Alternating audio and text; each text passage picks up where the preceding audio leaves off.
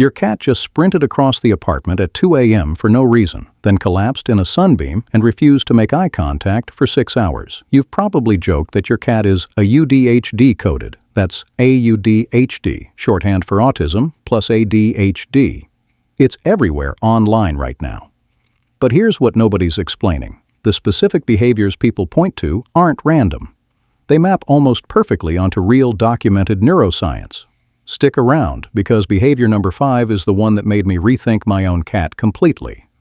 Quick disclaimer, because I actually care about getting this right. Cats cannot be clinically diagnosed with AuDHD. That's a human neurotype. What we're doing here is something psychologists call behavioral parallel mapping, using a familiar framework to notice patterns we'd otherwise miss. And honestly, the patterns hold up. Let's go one by one. 11 p.m. Your cat is fine.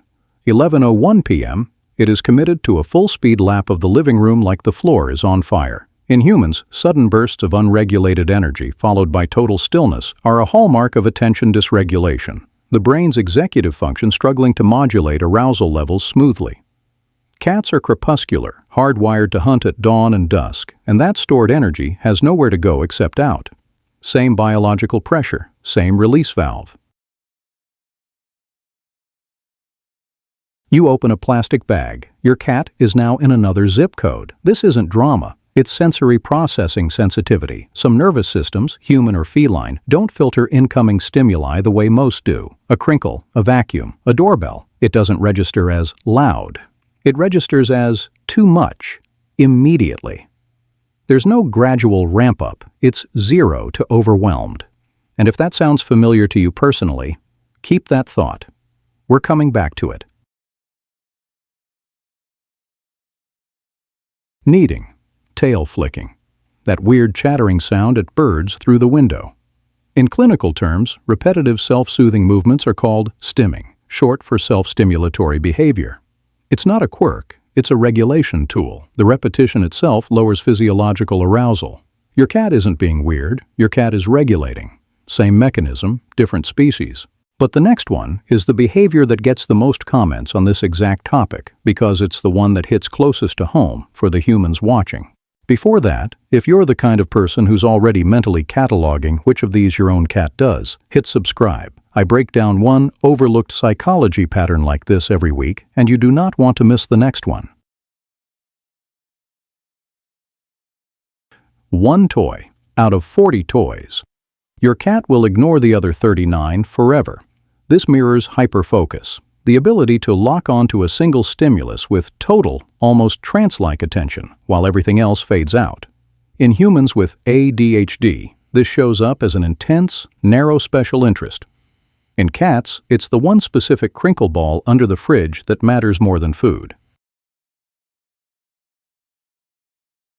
10 minutes ago, your cat wouldn't leave your lap. Right now, it's hissed at you from across the room for existing. This pattern, intense closeness followed by sudden withdrawal, closely resembles what's known as social battery depletion, often discussed alongside masking in neurodivergent humans. Social interaction, even wanted interaction, costs energy. Once that reserve hits 0, withdrawal isn't rejection, it's regulation. If you've ever needed to leave your own birthday party early, you understand your cat on a spiritual level. You move the food bowl 2 feet to the left. Civilization has ended. Predictability isn't a preference here. It's a regulatory necessity. Disrupted routines force the brain to spend executive resources remapping the environment in real time, which is exhausting for systems that already run with less buffer. Cats need the world to be predictable for the same reason a lot of ND humans build rigid routines. Predictability is the coping mechanism.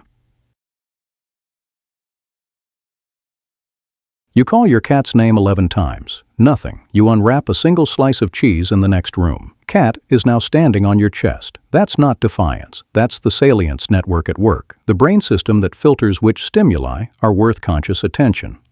Low salience input, your voice, repeated, gets filtered out. High salience input, food, a specific texture, a specific sound, cuts through instantly. It's selective by design, not by choice. Here's the part most videos on this topic skip.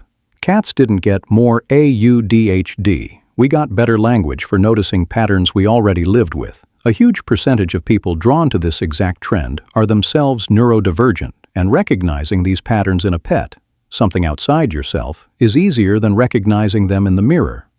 Psychologists call this kind of indirect self-recognition projection through a safe object. The cat isn't diagnosed. You're using the cat to finally see yourself clearly. That's not a flaw in the trend. That's exactly why it works. So, comment which one of these is your cat. I guarantee it's not just one, and if this is the first time someone's explained why this trend resonates instead of just listing the behaviors, subscribe, because that's the whole point of this channel. Taking what the internet already noticed and showing you the wiring underneath it. See you in the next one.